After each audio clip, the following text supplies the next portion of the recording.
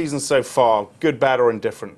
Well, I think the real challenge going forward for the earnings, corporate earnings, is that we've seen an expansion of profit margins, which has allowed earnings to be relatively secure. But when you look at revenue growth, it continues to decline or increase at a less robust pace. And I think that's going to be the real challenge. Can profit margins continue to stay at this really elevated level and protect earnings growth? Yeah. Or do we become more concerned about revenue growth as the economy, particularly in Europe, slows? And you're concerned about revenue growth? I am concerned about revenue growth because you know, the signs, particularly in Europe, where we've had, I guess, 5 quarters on the trot of negative growth, and ongoing deleveraging in the banking sector, and a real lack of lending, something that Draghi has addressed yesterday, sure, is an issue. How worried are you by, let's face it, this rather simplistic argument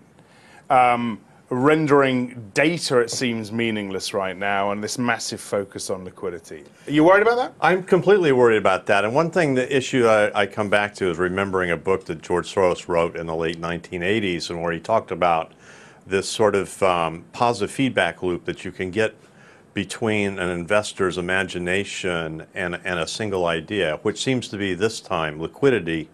And in the current environment, when the data is not particularly good, it's brushed off because that only means that the date of exit from the Fed is just pushed down the road even further.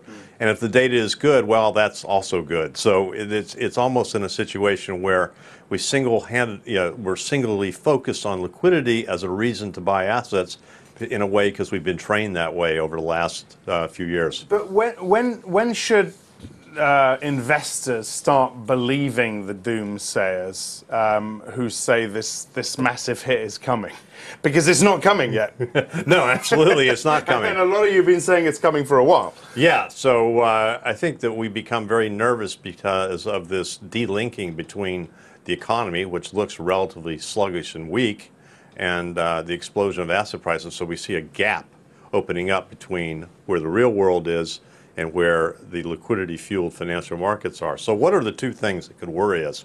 One would be if indeed we see stronger growth, which would bring forward the exit of monetary policy, or inflation, which would equally be damaging to risk assets.